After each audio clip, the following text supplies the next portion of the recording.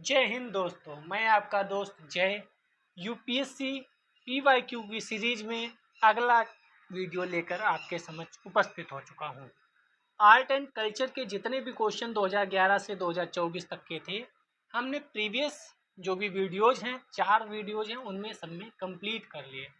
अगर आपने अभी नहीं देखा जाकर देखिए, बहुत मज़ेदार वीडियो बने हैं। पहला वीडियो थोड़ा अलग टाइप से है, लेकिन दूसरा, तीसरा, चौथा बहुत ही मज़ेदार टाइप से है। आपको बहुत कुछ सीखने को मिलेगा। उसके बाद अब हमें आर्ट एंड कल्चर के बाद एंशियंट हिस्ट्री के सारे क्वेश्चन करने हैं। ठीक है, तो प्राचीन भारत अब हमें पढ़ना है, एंशियंट हिस्ट्री। इसको भी हम आज और कल 2 दिन में पूरा कंप्लीट करेंगे। इससे फ़ायदा क्या होगा?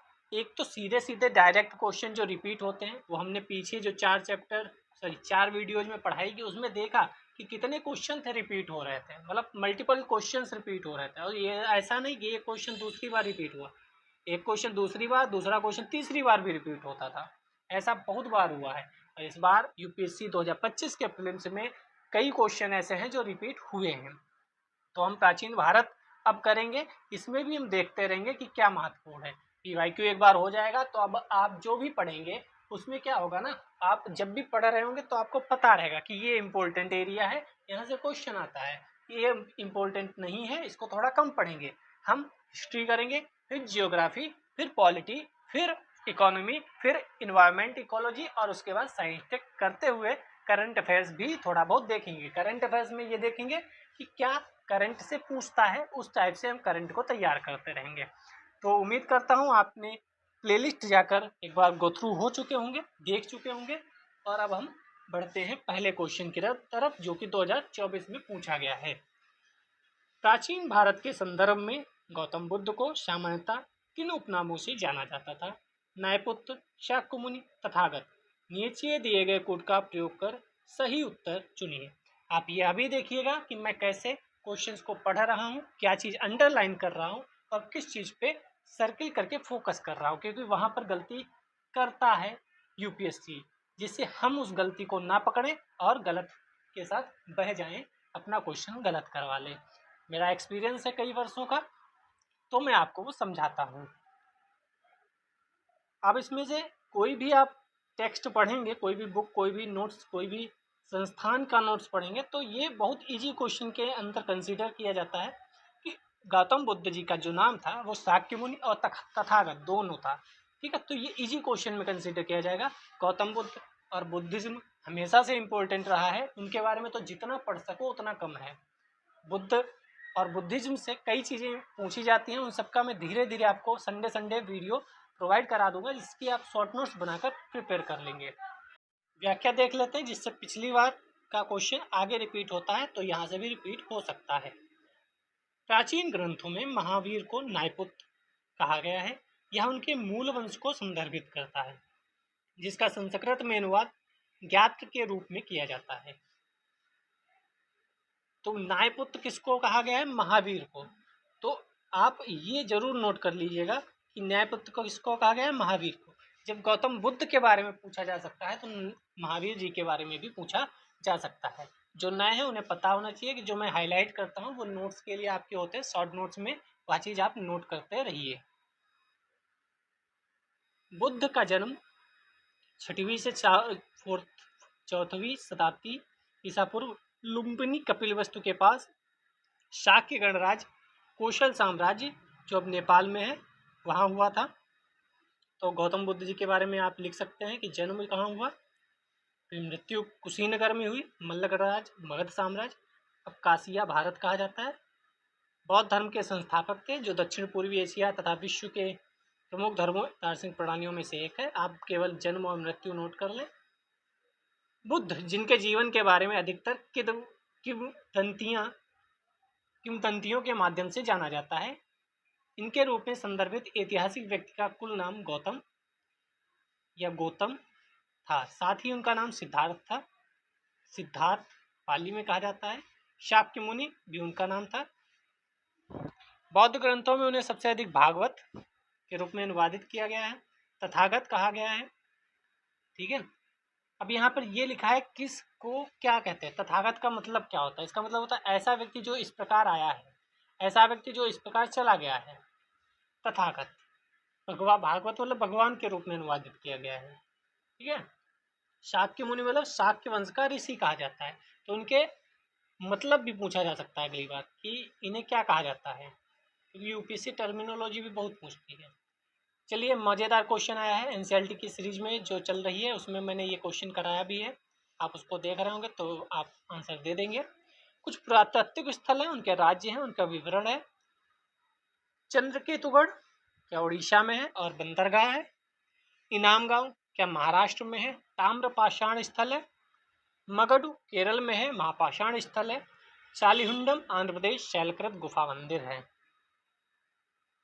कई बार ऐसे क्वेश्चन इसलिए नहीं पूछे जाते हैं कि आपको चारों पता हो, वह इसलिए पूछे जाते हैं कि जो एनसीईआरटी में है या जो कई टेक्स्ट में है वहाँ से अगर आपने पढ़ाई की है तो अब भी आप कर लेंगे। कई बार क्या होता है ना, अभी हमने पीवाईक्यूज देखे तो उसमें ये भी देखा जो हमें नहीं आता है ना, उससे रिलेटेड क्वेश्चन बनाया ही नहीं गया, वो तो खाली ऐसे ही डाल दिया गया। जैसे यहाँ आप इनाम गांव देखेंगे तो इनाम गांव पढ़ा है आपने कि इनाम गांव कहाँ है, महाराष्ट्र में, और वो ताम्रपाषाण स्थल ही है। ठीक है, वो ताम्रपाषाण स्थल ही है। तो अब आपको पता होगा कि टू तो सही है, क्योंकि इनाम गांव एनसीईआरटी में सीधे है। 7th क्लास की नहीं, 6th क्लास की एनसीईआरटी में, 6th क्लास की एनसीईआरटी में सीधे इनाम गांव दिया है। तो अब जैसे मुझे पता चला इनाम गांव तो सही है, तो 2 ऑप्शन अपने आप गलत हो गए। अब या तो 1 सही होगा क्योंकि 2 तो सही है, या तो 1 सही होगा या 3 सही होगा। तो आपको पता है चंद्रकेतुगढ़ भी इम्पोर्टेंट है, चंद्रकेतुगढ़ भी इम्पोर्टेंट है, ये भी हम पढ़ते रहते हैं। तो ये चंद्रकेतुगढ़ उड़ीसा में नहीं है, पश्चिम बंगाल में है। ठीक है, तो चंद्रकेतुगढ़ पश्चिम बंगाल में, तो ये वाला तो गलत हो गया, यानी ऑप्शन बी सही हो जाना चाहिए। ऑप्शन बी आंसर देख लेते हैं। हाँ जी, बी आंसर ही सही है। तो हमसे उसने ये नहीं पूछा कि चारों सही हैं या नहीं, उसने क्वेश्चन जरूर गलत बनाया, सॉरी क्वेश्चन जरूर कठिन बनाया, टफ बनाया, लेकिन उसने आंसर इस तरीके से क्रिएट किए कि आप जो पढ़े होंगे वहीं से बना सकते हैं। क्योंकि इनाम गांव सीधे 6th क्लास की एनसीईआरटी में, इसीलिए मैं वो सीरीज शुरू किया है, हिस्ट्री जियोग्राफी एनसीईआरटी। और चंद्रकेतुगढ़ भी हम पढ़ते हैं। चलिए इसकी व्याख्या देख लेते हैं। चंद्रकेतुगढ़ भारत के पश्चिम बंगाल के उत्तर 24 परगना जिले में स्थित पुरातात्विक स्थल है। चंद्रकेतुगढ़ का नदी मार्ग के निकट स्थित होना यह दर्शाता है कि यह एक महत्वपूर्ण व्यापार केंद्र था जो इस क्षेत्र को भारत के अन्य भागों, संभवतः दक्षिण पूर्व एशिया से जोड़ता था। समझ में आया। इनाम गांव ये तो बहुत महत्वपूर्ण है, भारत के महाराष्ट्र के पुणे जिले में स्थित एक महत्वपूर्ण पुरातात्विक स्थल है। यह दक्कन ताम्रपाषाण ताम्र युग संस्कृति को समझने के लिए सबसे महत्वपूर्ण स्थलों में से एक है। क्योंकि एनसीईआरटी में इस चैप्टर में एक ही शहर की बात हुई है, उसका नाम है इनाम गांव। केरल में मंगडू है, केरल में है। एक नया खोजा गया प्रागैतिहासिक स्थल है जहां बड़ी संख्या में महापाषाण पाए गए हैं। महापाषाण, पाषाण मतलब पत्थर, महा मतलब बड़े, बड़े पत्थर। एनसीईआरटी सीरीज अगर आप फॉलो करेंगे तो उसमें ये सब पढ़ा है हमने। मंगडू महापाषाण का समय लगभग 1000 ईसा पूर्व से 100 ईसा पूर्व तक था, यानी हम कह सकते हैं उत्तर वैदिक हमारा इधर का, प्लस बुद्धिज्म प्लस जैनिज्म और प्लस कुछ थोड़ा बहुत महाजनपद। ये एरा जब उत्तर भारत में चल रहा था तब महापाषाण दक्षिण भारत में चल रहा था। मंगडू में महापाषाण स्मारकों में 5 समुच्चय भूमि के क्षेत्र में 28 कठोर संकुल और अपरिष्कृत लेटेराइट खंड शामिल थे। शैल खंड मोटे तौर पर 3.5 मीटर, ये सब हमारे इम्पोर्टेंट नहीं है, हम अभी हाईलाइट कर रहे हैं, वह आप नोट कर लीजिए। पहला तो चंद्रकेतुगढ़ पश्चिम बंगाल नोट कर लीजिए, पुरातात्विक स्थल इम्पोर्टेंट है, नोट कर लीजिए। और ये महत्वपूर्ण व्यापार केंद्र था, ये नोट कर लीजिए। इनाम गांव महाराष्ट्र, ताम्रपाषाण युग संस्कृति, ये इम्पोर्टेंट कर है। फिर केरल में मगडू महापाषाण स्थल है, 1000 ईसा पूर्व से 100 ईसा पूर्व नोट कर लें।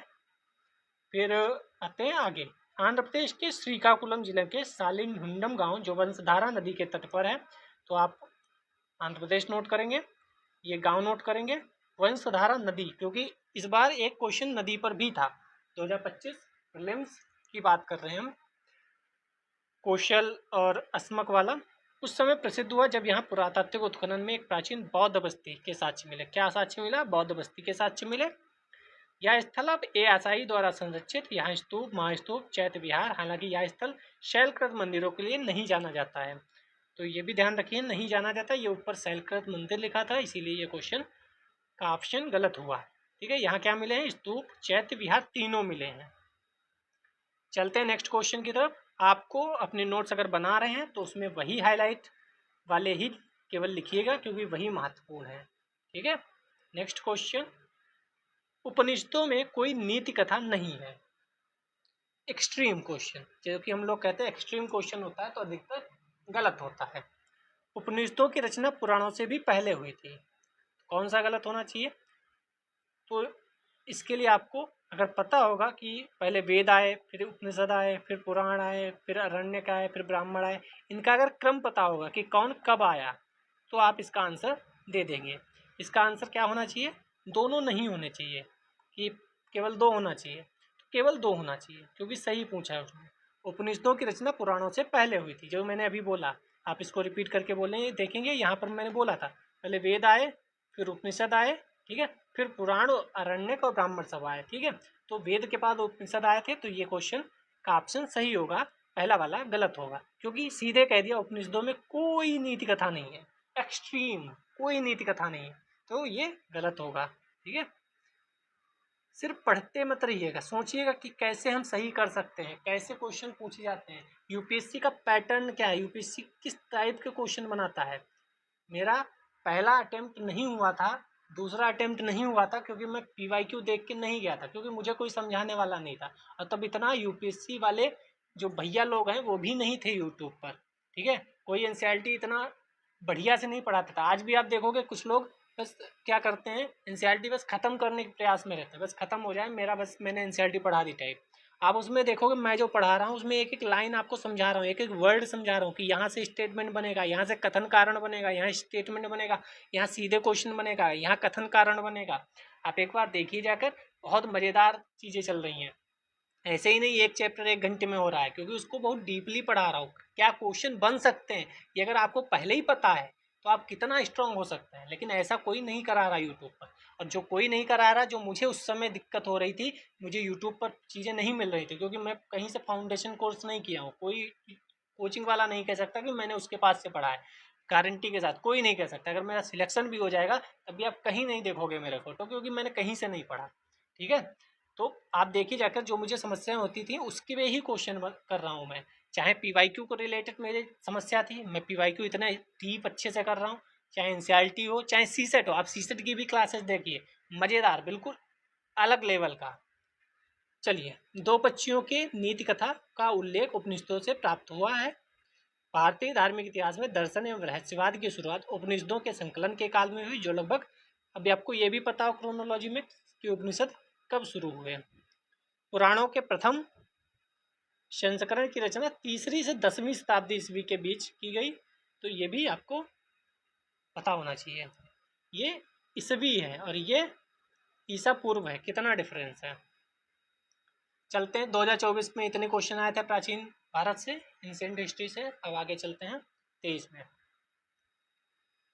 प्राचीन दक्षिण भारत के संदर्भ में कोरकई, पूमपुहार, मुचीरी किस रूप में विख्यात?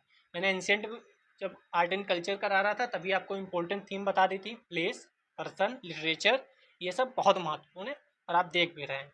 अभी ये 2024 में सीधे सीधे उसने किसका क्वेश्चन पूछा, आप देख सकते हैं, प्लेस का पूछा, स्थल का पूछा। यहाँ फिर से आप 2023 में देख लीजिए किसका पूछा, प्लेस का पूछा। अभी ऊपर किसका पूछा था उसने, पर्सन पे पूछा, गौतम बुद्ध जी पर पूछा। आप यहाँ देख सकते हैं किस पे क्वेश्चन पूछा, लिटरेचर पर पूछा। यानी मैंने जो आपको पिछली बार में बताया था आर्ट एंड कल्चर में, PPL, ये पाकिस्तान प्रीमियर लीग नहीं है, ये पर्सन, प्लेस, लिटरेचर, ये 3 ऐसे हैं जो बहुत पूछे जाते हैं। चलिए, मुचीरी किस रूप में विख्यात है? तो अधिकतर पत्तन ही होते हैं ऐसे चीज़ें, बी वाला ऑप्शन सही होगा।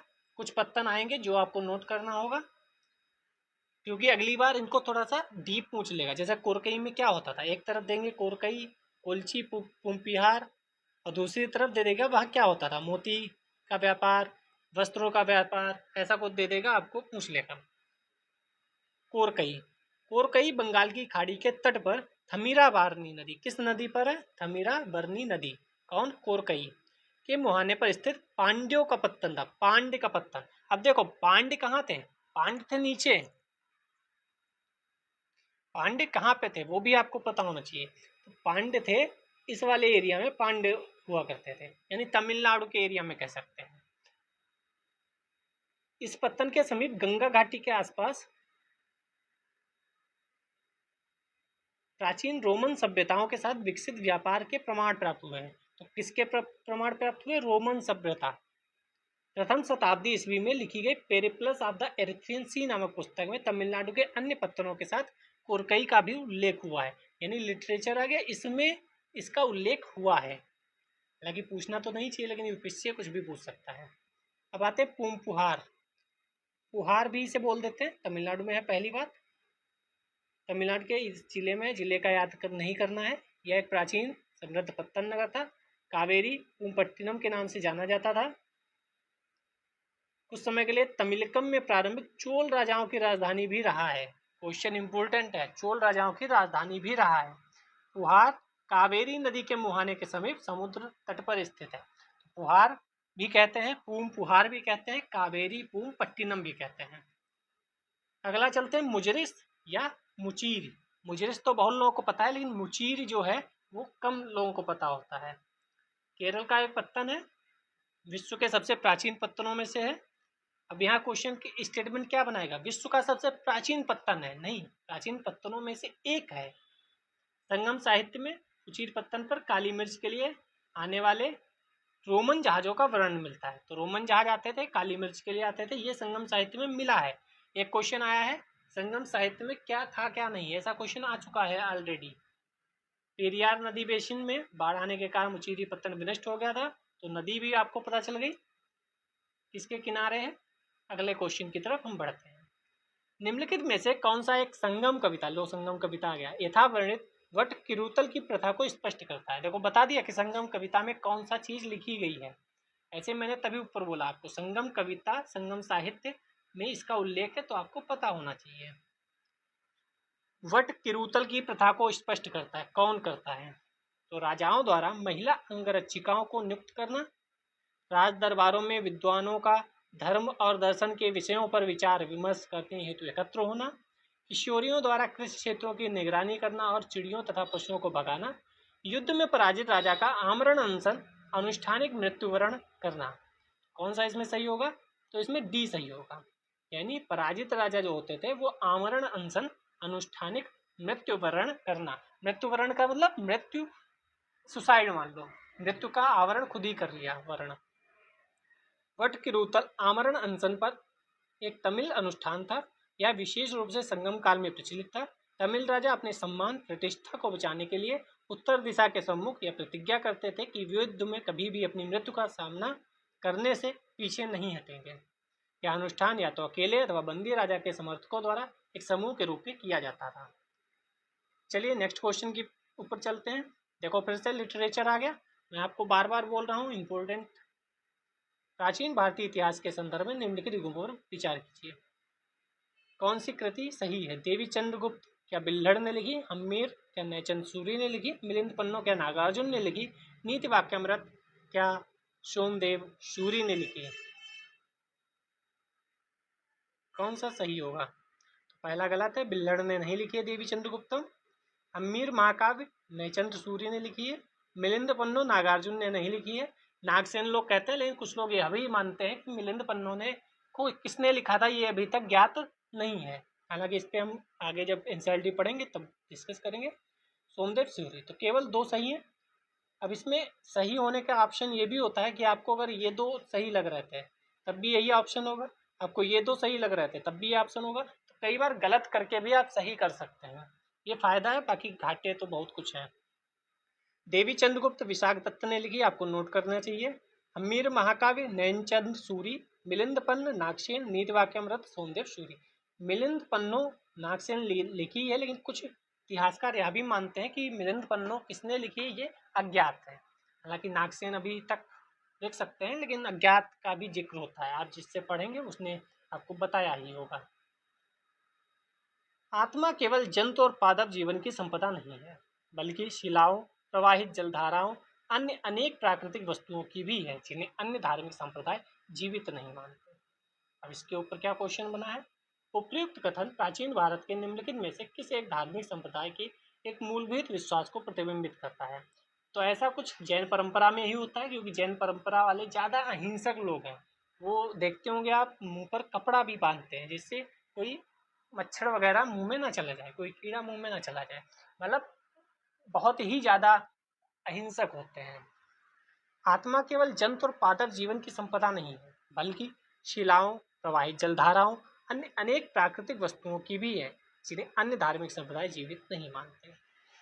तारक मेहता का उल्टा चश्मा आप देखते होंगे तो जेठालाल उसी परंपरा का निर्वहन करता है।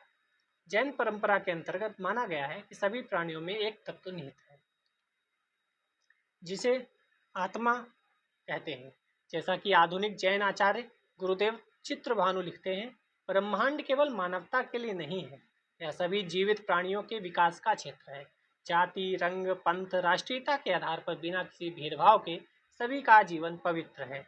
छोटी चींटी या सूक्ष्मतम जीव सहित सभी स्तरों पर मौजूद जीवों का जीवन पवित्र है। यानी छोटी सी चींटी भी ना मारनी चाहिए। तो बात सही है, क्यों मारो भाई? आपका अधिकार सिर्फ थोड़ी है पृथ्वी पर और भी प्रजातियां हैं, और चींटी ने आपका नुकसान तो किया नहीं। दंड तो उसे दिया जाता है ना जो कोई गलती करता है। चींटी ने कोई गलती नहीं की तो आप क्यों मारते हैं? मच्छर को भी नहीं मारना चाहिए अगर ये बात देखें तो, लेकिन हम लोग नहीं देखते। हम लोग डेड बॉडी को खा भी जाते हैं। हालांकि ये अपनी अपनी परंपराएं हैं, अपनी अपनी चीजें हैं, लेकिन जैन परंपरा में शुद्ध शाकाहारी, मतलब एक्सट्रीम वाला शुद्ध शाकाहारी माना जाता है।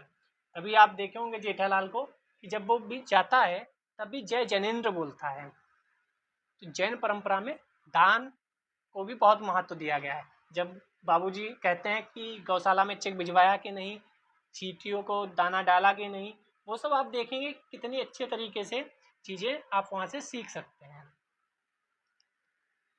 पृथ्वी, जल, हालांकि ये सब धर्म और कास्ट और कौन क्या करता है, ये सब निजी विचार भी हो सकते हैं। कुछ लोगों को लगेगा कि ये चीज़ सही है, कुछ लोगों को लगेगा वो चीज़ सही है। तो हम लोकतांत्रिक देश में रहते हैं, तो कोई किसी को मना भी नहीं कर सकता, बस समझा सकता है, अपने अपने विचार व्यक्त कर सकता है। और यही लोकतांत्रिक देश की खूबसूरती होती है कि आप एक लिमिट तक अपने विचारों को प्रसारित कर सकते हैं। पृथ्वी, जल, अग्नि, वायु, पौधों जैसे स्थिर इकाइयों में भी आत्माएं होती हैं, जिनमें से सभी एक में एक ही भावना ग्रंथि है, स्पर्श की भावना। इसके साथ ही गतिशील इकाइयों में आत्माओं के संवेदी अंगों में भिन्नताएं, जैसे कीट में 2 ग्रंथियां, चींटी में 3 ग्रंथियां, मधुमक्खी में 4 ग्रंथियां, जानवरों मानव में 5 ग्रंथियां होती हैं। तो यहाँ से भी क्वेश्चन बन सकता है, यूपीएससी बना देगा। चलिए नेक्स्ट चलते हैं। फिर पर्सन पे क्वेश्चन पूछा गया था भारतीय इतिहास के संदर्भ में। अलेक्जेंडर री, एच लॉन्गहस्ट, रॉबर्ट श्वेल, जेम्स बर्गेस किस गतिविधि से जुड़े थे? क्या वो पुरातात्विक उत्खनन से, औपनिवेशिक भारत में अंग्रेजी प्रेस की स्थापना कर रहे थे, देशी रजवाड़ों में गिरजाघरों की स्थापना करते थे, औपनिवेशिक भारत में रेल का निर्माण किया था? तो ये थोड़ा सा डाउट वाला क्वेश्चन था जब एग्जाम में आया था कि भाई क्या होगा, बहुत दिमाग में डाउट चल रहा था, क्योंकि एक तो हम लोग कट कर सकते हैं कि वो गिरजाघरों की स्थापना करते होंगे, ये तो गलत होगा। प्रेस की स्थापना भी को भी हम निगलेक्ट कर देंगे, लेकिन रेल का निर्माण पुरातात्विक उत्खनन में चल रहा था दिमाग में कि क्या होगा। तो इसका आंसर पुरातात्विक उत्खनन है। चेक भी कर लेते हैं, जी हाँ यही था। तीसरा भी चौथा भी गलत था, लेकिन जब एग्जाम में आता है तो हमारी सारी इंद्रियां गड़बड़ करने लगती हैं कि भाई ये होगा, ये भी होगा, वो भी होगा, वो भी होगा। तो ठीक है। भारत में कार्य करने वाले ब्रिटिश पुरातत्वविद अलेक्जेंडर री आदिम चल्लूर में 9,000 से अधिक वस्तुओं को खजाने का पता लगाने हेतु जाना जाता है। अगली बार ये पूछ देंगे कि इन्होंने किसकी खोज की। एच लांगस्ट ने चंद्रकेतुगढ़, अभी हमने देखा ऊपर क्वेश्चन था। रॉबर्ट सेवेल ने औपनिवेशिक भारत में मद्रास प्रेसिडेंसी में कलेक्ट्रेट और मजिस्ट्रेट थे, इतिहास के विद्वान, साथ ही तत्कालीन पुरातत्व विभाग के प्रभारी थे। जेम्स बर्गेस इंडियन एंटीक्वरी के संस्थापक। पुरातत्वविद थे। वाल्टर इलियट मुद्रा शास्त्री में कलेक्टर थे। अमरावती में खुदाई इन्होंने कराई थी। ठीक है, ये किसने किसकी खुदाई कराई, ये 3 वाले आप याद कर लीजिएगा, ये रिपीट हो सकते हैं। 2023 भी समाप्त होता है, 2022 में चलते हैं। फिर से देखो प्रश्न दिए गए हैं, एक तरफ राजा और एक तरफ राजवंश। नानुक क्या चंदेल राजवंश से हैं? जयशक्ति क्या परमार राजवंश से हैं? नागभट्ट द्वितीय क्या गुर्जर प्रतिहार से हैं? भोज क्या राष्ट्रकूट से हैं? कौन सा सही सुमेलित है? सही गलत ये भी ध्यान रखिएगा। तो बी वाला सही, यहाँ भी केवल 2 युग्म, जैसे पिछली बार का क्वेश्चन था उसमें भी केवल 2 युग्म सही थे। कौन कौन से सही होंगे आपको ये भी देखना है। तो हमें पता है कि चंदेल जो थे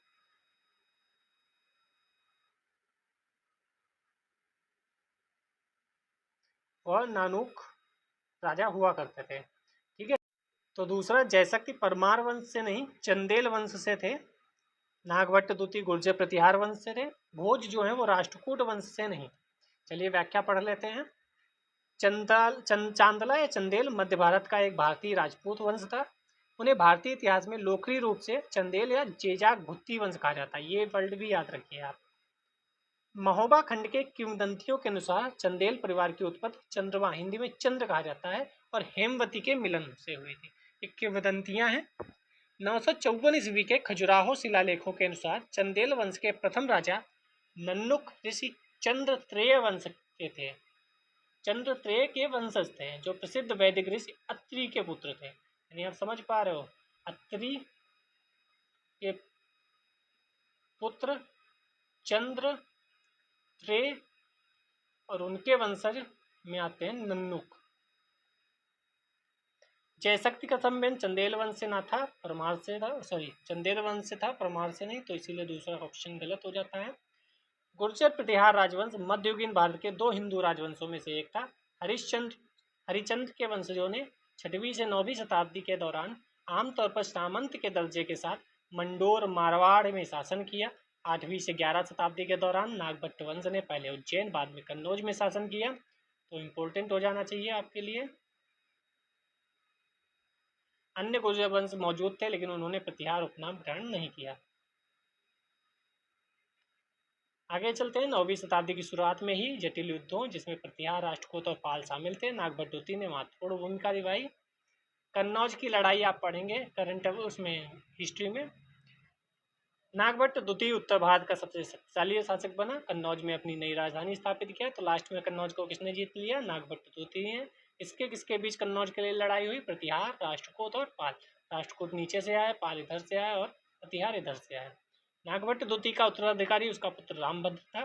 अतः युग्म 3 सुमेलित है। मुहिर भोज परमार वंश का राजा था। 4 सही सुमेलित नहीं। चलिए नेक्स्ट क्वेश्चन की तरफ चलते हैं। कौटिल्य अर्थशास्त्र के अनुसार निम्नलिखित में से कौन सही है? फिर से लिटरेचर पूछा गया। न्यायिक दंड के परिणाम स्वरूप कोई व्यक्ति दास हो सकता था। स्त्री दास अपने मालिक के संसर्ग से पुत्र जनन पर कानूनी तौर पर मुक्त हो जाती थी। यदि स्त्री दास का मालिक उस स्त्री से पैदा हुए पुत्र का पिता हो, तो उस पुत्र को मालिक का पुत्र होने का कानूनी हक मिलता था। अर्थशास्त्र में कौटिल्य के क्या क्या लिखा है? अर्थशास्त्र इकोनॉमी की पुस्तक ना होकर पॉलिटी की यानी राजनीति की पुस्तक है। तो इसमें से कौन सा आंसर सही होगा?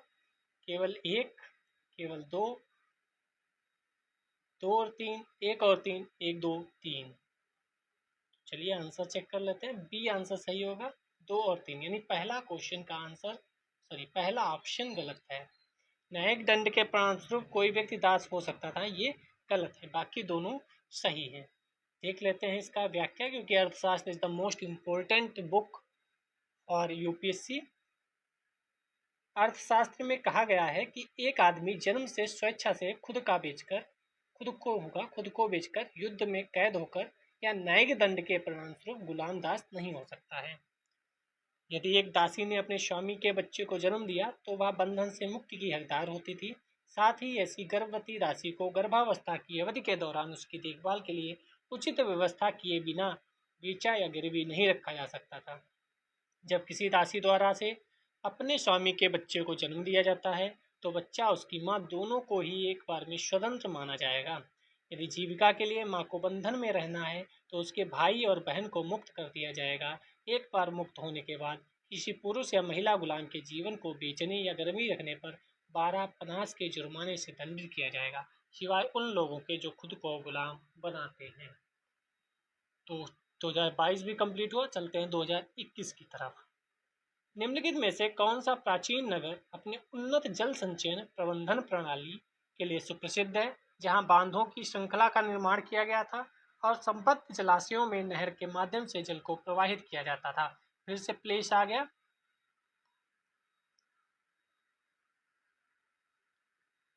तो इसका आंसर क्या होना चाहिए? लोथल नहीं है इसमें, रोपड़ है, राखीगढ़ी है, कालीबंगा है, धौलावीरा।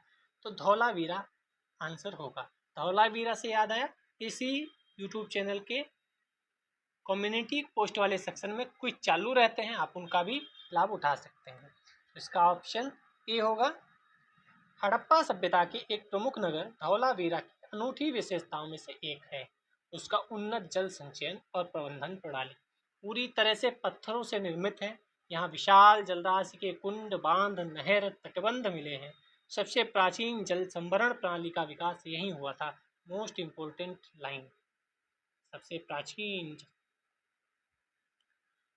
यहाँ से स्टेडियम के अवशेष, स्टेडियम भी मिला है और 10 बड़े आकार के संकेताक्षर वाला अभिलेख भी मिला है, यानी साइन बोर्ड, ब्लैक बोर्ड की तरह कह सकते हैं।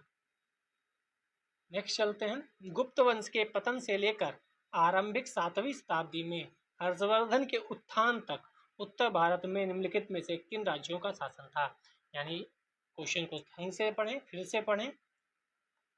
गुप्त वंश के पतन से लेकर, यानी यहाँ से यहाँ तक गुप्त वंश का पतन हो गया मान लो, से लेकर आरंभिक शताब्दी 7वीं शताब्दी में हर्षवर्धन के उत्थान तक, मान लो यहाँ से हर्षवर्धन आया, यहाँ गुप्त वंश खत्म हो गया, तो इनके बीच में कुछ ऐसे छोटे छोटे राजा आए होंगे, उनके बारे में पूछा जा रहा है। तो मगध के गुप्त, क्योंकि मगध तो रहेगा ही, भले ही कम एरिया में रहे, भले ही कमजोर शासक हो, लेकिन कुछ तो रहेंगे ही गुप्त।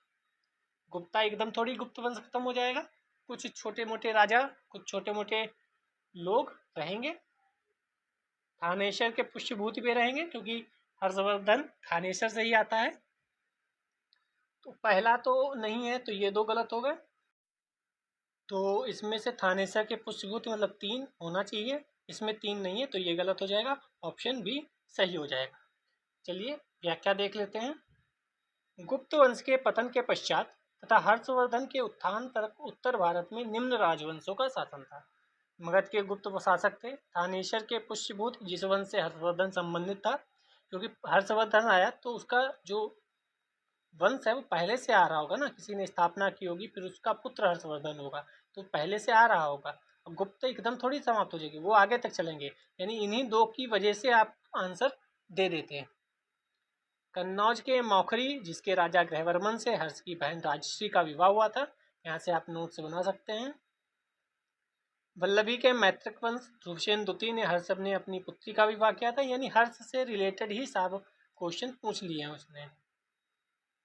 मालवा के परमार और देवगिरी के यादव दक्कन में शासन किए, उनका शासनकाल 10वीं से 14वीं शताब्दी के मध्य था, जबकि गुप्त वंश का और हर्ष का उत्थान 6 से 7वीं शताब्दी के बीच।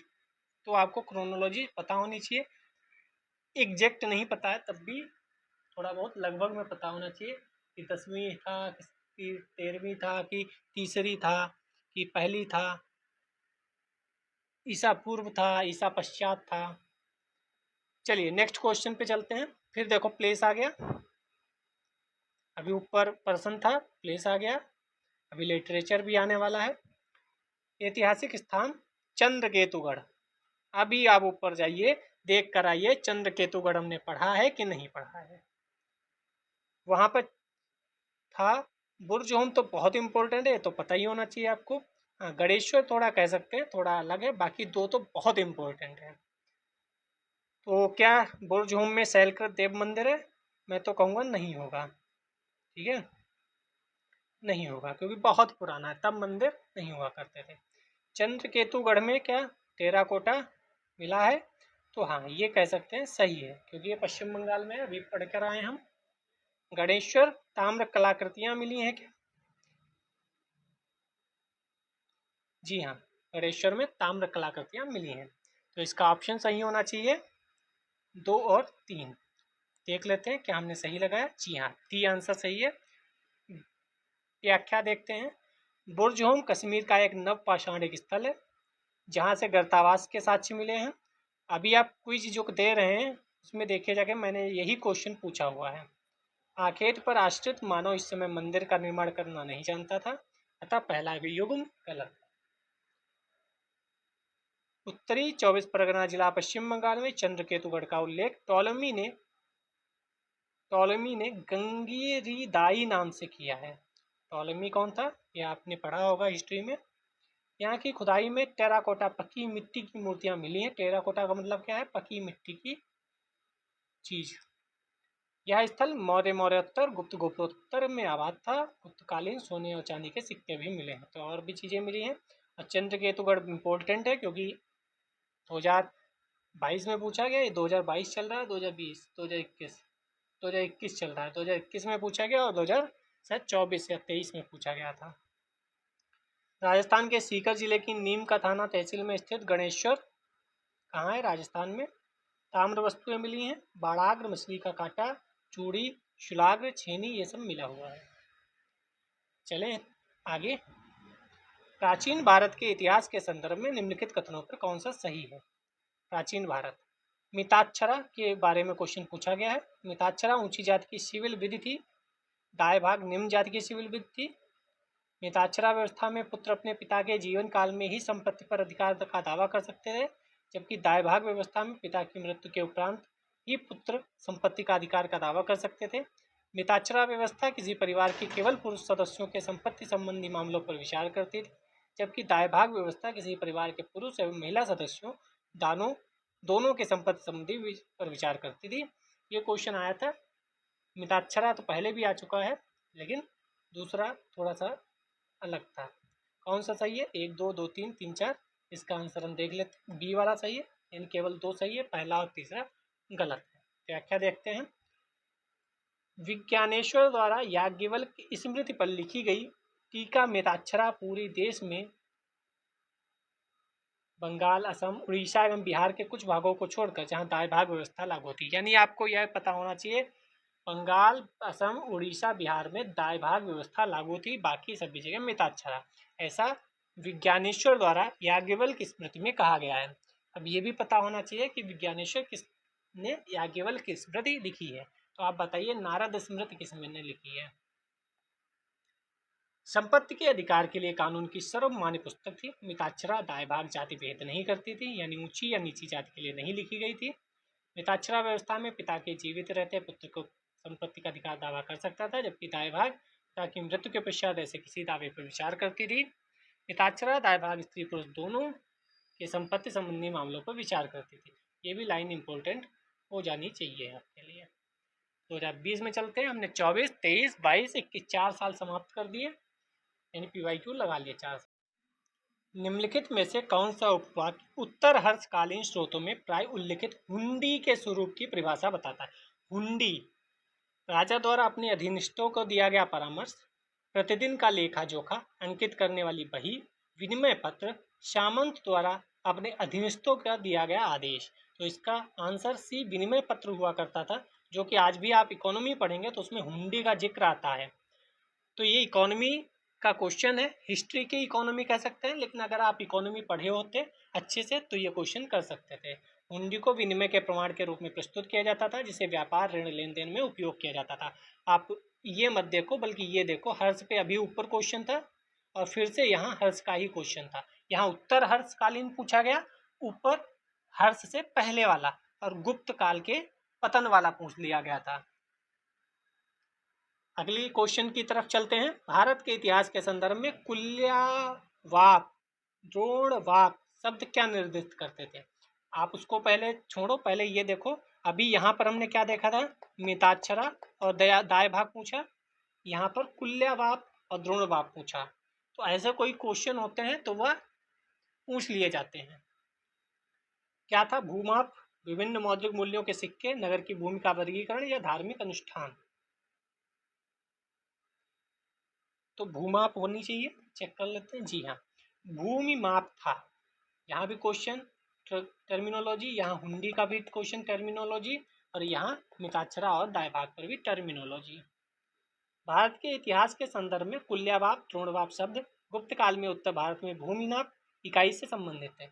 आप कहेंगे ये क्वेश्चन तैयार कैसे करें, तो एटलीस्ट जितने मिले उतने आप तैयार कर लीजिए, बल्कि पीवाईक्यू तो जरूर लगाइए। क्यों? क्योंकि पहले क्वेश्चन पूछा गया था अर्घट्ट, 2025 प्रीलिम्स में फिर से अर्घट्ट के बारे में क्वेश्चन पूछ लिया गया। तो अब ये कुल्यवाप द्रोणवाप आया है, तो इसके बारे में आप विस्तार से पढ़ लें थोड़ा सा कि कब था, क्या था, वो यहाँ पर लिखा भी है विस्तार से। तो जब दोबारा क्वेश्चन आएगा ना, तो आप इसको सही कर लेंगे। कैसे? जब यूपीएससी प्रीलिम्स से आया तो 90% लोग सही करके आए होंगे, क्योंकि पीवाईक्यू आ चुका था। आप वहाँ नहीं फंसेंगे जहाँ टफ क्वेश्चन आएगा, आप वहीं फंसेंगे जहाँ ईजी क्वेश्चन आएगा, बाकी सब करके जाएंगे। तो अर्घट्ट बाकी सब करके जाएंगे, जिसने नहीं किया वो गलत हो जाएगा उसका, और वो बाहर हो जाएगा। इन शब्दों में वाप शब्द का अर्थ संबंध बीज बोना या कृषि योग्य भूमि से है। बीजों के भार के अनुरूप ही कुल्य, द्रोण, आढ़क होते थे। तो एक शब्द और आ गया, आढ़क। द्रोण एक परिमाण का सूचक है, जबकि द्रोणवाप भूमाप का सूचक है। 5वीं सदी के बंगाल, बिहार से प्राप्त कतिपय अभिलेख स्थानीय प्रचलन को संकेत करते हैं। इन अभिलेखों में गुप्त संवत 113 के अनुसार कुमार गुप्त प्रथम कालीन दामोदरपुर ताम्र पट्टाभिलेख के अनुसार 4 आढ़क 1 द्रोण के बराबर, 8 द्रोण 1 कुल्य के। इसी तरह 5वीं सदी के फरीदपुर जिले के बंगाल से प्राप्त अभिलेख के अनुसार कृषि योग्य भूमि को वाप क्षेत्र कहा जाता था।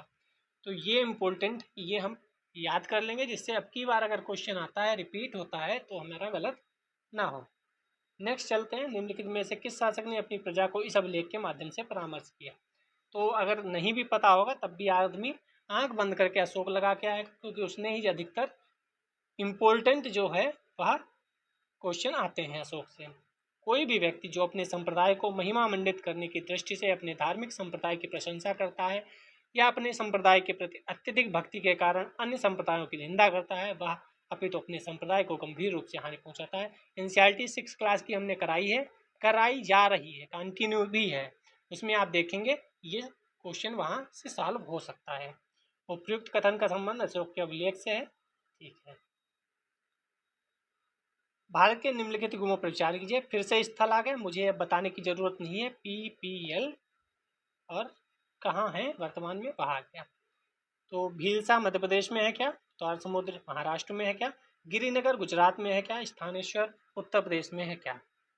तो स्थानेश्वर सबसे पहले, अभी स्थानेश्वर से फिर याद आया होगा आपको, हर्ष थानेश्वर से था, तो थानेश्वर हरियाणा में है, उत्तर प्रदेश में नहीं है। चौथा आप गलत कर देंगे। अब चलते हैं द्वार समुद्र महाराष्ट्र में है, नहीं जी, कर्नाटक में होना चाहिए। बाकी गिरनार गुजरात में है। गिरनगर से आपको याद होगा कि गिरी के नाम से पर्वत भी है, गिरी के नाम से एक नेशनल पार्क भी है, गिर नेशनल पार्क। भीलसा मध्य प्रदेश में, ये भी आपको पता होना चाहिए। आंसर देखते हैं, हाँ जी, ए सही है। ए का मतलब 1 और 3 सही है, क्योंकि द्वार समुद्र महाराष्ट्र में नहीं है।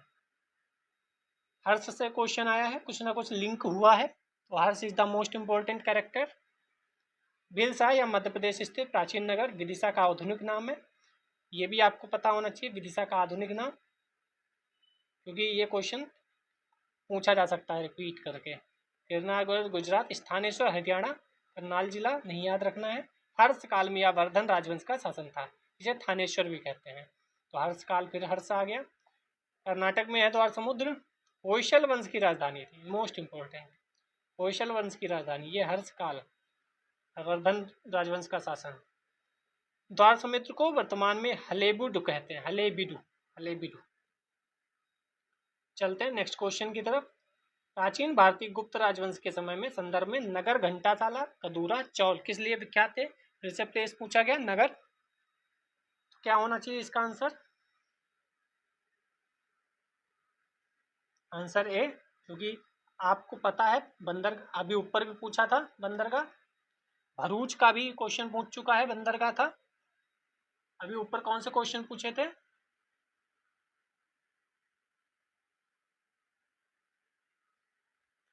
पुहार पुहार पुहार भी क्या था, पोल्ट था। मरूची वो भी पोल्ट था, यहाँ भी पोल्ट उसने पूछ दिया। गुप्त काल में बाह्य देशों के साथ व्यापार उन्नति पर था। इस समय भारत के अनेक बंदरगाह व्यापार में संलग्न थे। पश्चिमी तट पर, नोट कर लीजिए आप, पश्चिमी तट पर कैम्बे, शोपार, कल्याण, इसके अतिरिक्त चौल, घंटासाला, कदूरा, ताम्रलिप्त प्रमुख बंदरगाह थे। चलते हैं 2019 में। निम्नलिखित कौन सा एक हड़प्पा स्थल नहीं है?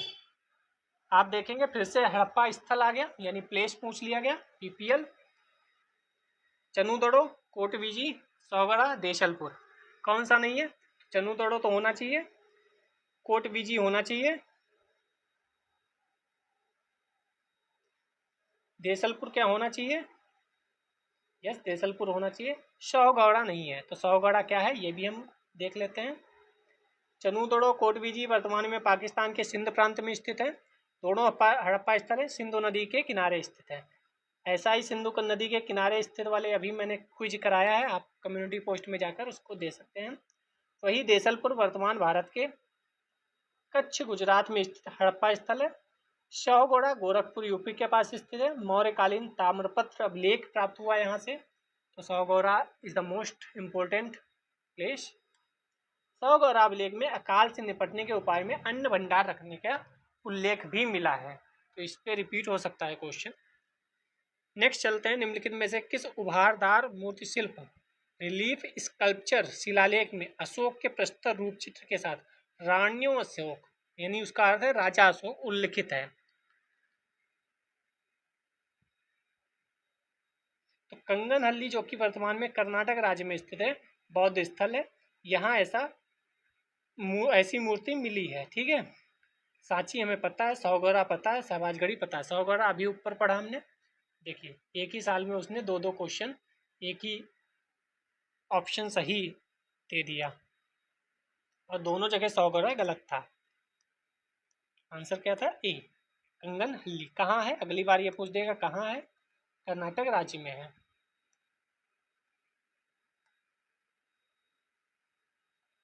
गुप्त काल के दौरान आप देखते होंगे, गुप्त के भी ऊपर भी कई क्वेश्चन आ चुके हैं। गुप्त काल के दौरान भारत में बलात्श्रम के संदर्भ में निम्नलिखित में से कौन सा कथन सही है? बलात्श्रम, इसे राज्य के लिए आय का एक स्रोत, जनता द्वारा दिया जाने वाला एक प्रकार का कर माना जाता था। यह गुप्त साम्राज्य के मध्य प्रदेश काठियावाड़ क्षेत्रों में पूर्णतः अविद्यमान था, यानी नहीं प्रचलित था वहाँ, ये कह सकते हैं। बलात्श्रम एक साप्ताहिक मजदूरी का हकदार होता था।